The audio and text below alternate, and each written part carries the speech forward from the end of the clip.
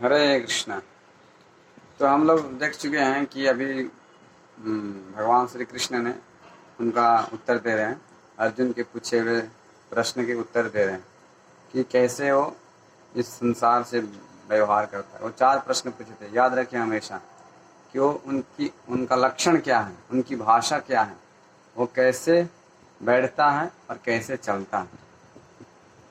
तो उन कैसे लक्षण उनको बता दिए कि आत्मतुष्ट रहता है। फिर अगला बताएं कि वो कैसे, उनकी भाषा क्या है। तो यहाँ पे बता रहे हैं उनकी भाषा, 2 श्लोक हम लोग देख चुके हैं।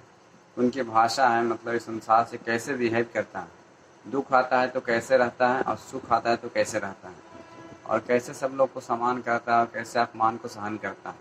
तो हम लोग सुन चुके हैं। उसके बाद में अब इसको अगला सवाल बोलते हैं कैसे बैठता है। बैठने का मतलब ये नहीं कि हम कौन सा योगाभ्यास में बैठता है, पैर कैसे रहता है, आंखें कैसे रहता है, नाक खुला रहता है, कान ऐसा, मतलब बैठने का जो योगासन है योग में सिखाया जाता है, वो यहाँ पे बात नहीं हो रही है।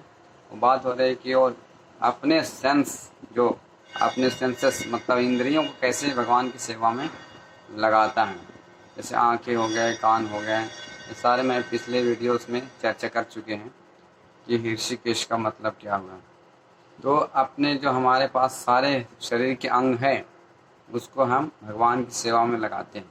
तो उसका मतलब कैसे बैठना, बैठने का मतलब है कि अपने अंग को कैसे भगवान की सेवा में लगाता है। तो हम पिछली बार बताए तो भगवान का नाम है ऋषिकेश। ऋषिकेश मतलब सारे इंद्रियों के स्वामी यानी मास्टर हैं। तो हम उनके ही इंद्रियों का अंश का है, हमारे आँख है, उनका आँख है तो उनका ही अंश का हमारे आँख है। तो सारे भगवान के ही अंश के इंद्रियों का ही अंश है हमारे पास। तो हम जो भी हमारे पास अंग है तो भगवान की सेवा में इसको लगाना है। जैसे राजा अमरीश महाराज का एक उदाहरण है श्रीमद् भागवतम में कि अपनी आँखों को भगवान के दिव्य दर्शन में, भगवान के भक्तों के दर्शन में, और कान भगवान की कथा सुनने में, जीवा को कृष्ण प्रसाद खाने में, भगवान के नाम का उच्चारण करने में, और सर को भगवान के नतमस्तक होने में,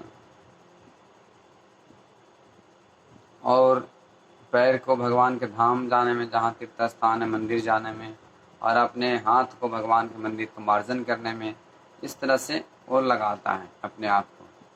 और एक बात और ध्यान रखिए कि जैसे अगर कोई भगवान की सेवा नहीं है तो संबंधित, भगवान की सेवा संबंधित कुछ नहीं है तो नहीं करता है। जो भी करता है भगवान से संबंधित करता है और भगवान की सेवा करता है, भगवान से संबंधित होना चाहिए, नहीं तो फिर अपने इंद्रियों को सीमित कर लेता है। जैसे कुछ लोग संसार में रहते हैं कि इंद्रियों का दास कहलाते हैं, जैसा इंद्रियां बोलता है वैसा करते हैं।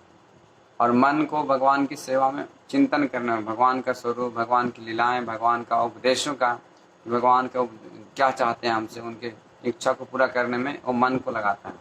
लेकिन हमारे जैसे समाज में होते हैं कि इंद्रियों का दास बने रहते हैं जन्म जन्मांतर तक, इसीलिए वो दुख भोगते हैं। जैसे मन कर दिया कि अभी मंदिर आना है, इधर जो बीच भी है और इधर मंदिर भी है, तब जिधर जाना चाहते हो इधर हॉल भी है, सिनेमा हॉल भी है, तो उधर सिनेमा हॉल में भी जा सकते हो। उसका मन जिधर किया तो मन का डिपेंड है, वो अपना मन की बात सुनेगा और उधर जाएगा।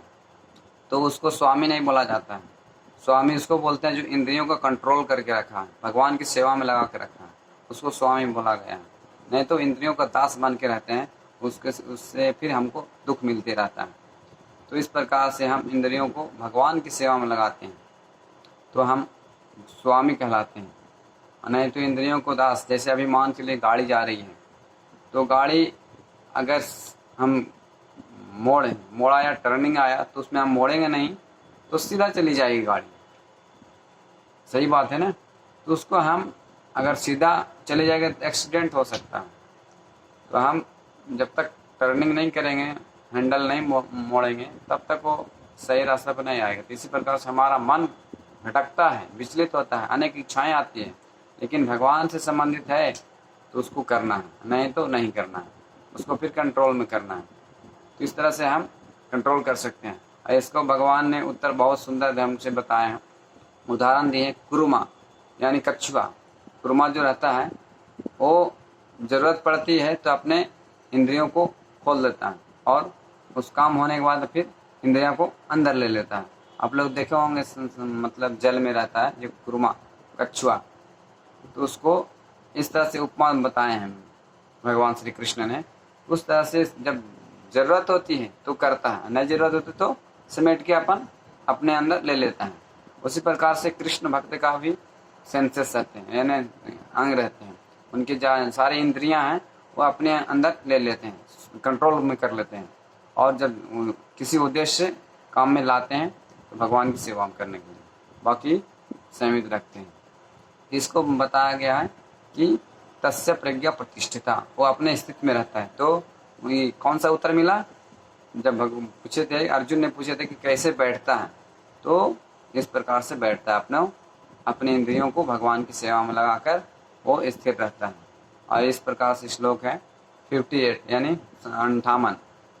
यदा सरहते चायम कुर्वांगनिवा सर्वशा इंद्राणि इंद्रस्तभ्य तस्य प्रज्ञा प्रतिष्ठिता। उसने बताया कि यदा सरहते चायम कुर्मा अंगनिवा सर्वशा, जैसे कुर्मा अंगनिवा कुर्मा का अंग समेट लेता है और किसी उद्देश्य के कारण वो अपना भी फैलाता है, तो इंद्रियाणि इंद्रियस्तभ्य तस्य प्रज्ञा प्रतिष्ठिता, उस प्रकार से वो अपना काम करता है। इसी प्रकार से हम लोग को भी काम करना चाहिए। हमारे इतना सुंदर शरीर भगवान दिए हैं, हर प्रकार से दिए हैं, तो उनको भगवान की सेवा में लगाना, जो जितना हमारे मिला है उसके अनुसार भी हम लगा सकते हैं। अब कोई बोल सकता है मैं कोई गूंगा है तो भगवान का नाम कैसे ले सकता, कोई बहरा है तो कैसे भगवान का नाम सुन सकता है, भगवान की कथा कैसे सुन सकता है। तो उसके लिए भगवान दिए हैं, हाथ दिए हैं, पैर दिए हैं, आँख दिए हैं। तो भगवान एक अंग को नुकसान रहता है तो दूसरा अंग टैलेंट देते हैं उसके अंदर। ऐसी बात नहीं है कि वो अंधा है तो दूसरा कुछ कार्य नहीं कर सकता, कर सकता है, लेकिन हमको इच्छा होनी चाहिए भगवान की सेवा में। तो हर टैलेंट अलग अलग हर व्यक्ति में होते हैं, तो बस हमकी इच्छा करनी है कि भगवान की सेवा में लगा रहूं और जीवन को सार्थक बनाऊं। ठीक है। हरे कृष्णा कृष्ण कृष्ण हरे हरे, हरे राम राम राम हरे हरे।